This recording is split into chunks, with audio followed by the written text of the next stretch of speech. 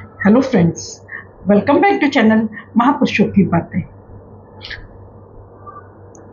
भागवत जी के प्रथम स्कंद के 19वें अध्याय के श्लोक नंबर 30 से 40 तक उल्लेख है कि श्री सूर्य जी आगे कहते हैं, ग्रह, नक्षत्र और तारों से घिरे हुए चंद्रमा के समान ब्रह्म ऋषि, देव ऋषि और राज ऋषियों के समूह से आवृत श्री सुखदेव जी अत्यंत शोभायमान हुए।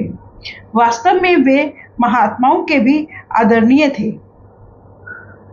जब प्रखर बुद्धि श्री सुखदेव जी शांत भाव से बैठ गए, तब भगवान के परम भक्त परीक्षित ने उनके समीप आकर और चरणों पर सिर रखकर प्रणाम किया।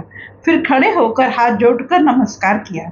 उसके पश्चात बड़ी मधुर वाणी से उनसे यह पूछा, ब्रह्म स्वरूप भगवान, आज हम बड़भागी हुए, क्योंकि अपराधी क्षत्रिय होने पर भी हमें संत समागम का अधिकारी समझा गया। आज कृपा पूर्वक अतिथि रूप से पधार कर आपने हमें तीर्थ तुल्य पवित्र बना दिया। आप जैसे महात्माओं के स्मरण मात्र से ही गृहस्थों के घर तत्काल पवित्र हो जाते हैं। फिर दर्शन, स्पर्श, पाद प्रक्षालन और आसन दान आदि का सुअवसर मिलने पर तो कहना ही क्या। महायोगिन, जैसे भगवान विष्णु के सामने दैत्य लोग नहीं ठहरते, वैसे ही आपकी सन्निधि से बड़े बड़े पाप भी तुरंत नष्ट हो जाते हैं। अवश्य ही पांडवों के सुहृद भगवान श्री कृष्ण मुझ पर अत्यंत प्रसन्न हैं।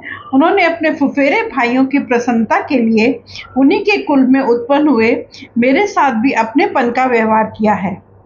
भगवान श्री कृष्ण की कृपा न होती तो आप सरीखे एकांत वनवासी अव्यक्त गति परम सिद्ध पुरुष स्वयं पधार कर इस मृत्यु के समय हम जैसे प्राकृत मनुष्यों को दर्शन क्यों देते। आप योगियों के परम गुरु हैं, इसलिए मैं आपसे परम सिद्धि के स्वरूप और साधन के संबंध में प्रश्न कर रहा हूँ। जो पुरुष सर्वथा मरणासन है, उसको क्या करना चाहिए। भगवान, साथ ही यह भी बताइए कि मनुष्य मात्र को क्या करना चाहिए।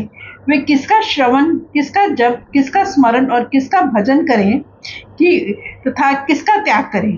भगवत स्वरूप मुनिवर, आपका दर्शन अत्यंत दुर्लभ है, क्योंकि जितनी देर तक एक गाय दुही जाती है, गृहस्थों के घर पर उतनी देर भी तो आप नहीं ठहरते। सूत जी कहते हैं, जब राजा ने बड़ी ही मधुर वाणी से इस प्रकार संभाषण एवं प्रश्न किए, तब समस्त धर्मों के मर्मज्ञ व्यास नंदन भगवान श्री सुखदेव जी उनका उत्तर देने लगे। Thank you.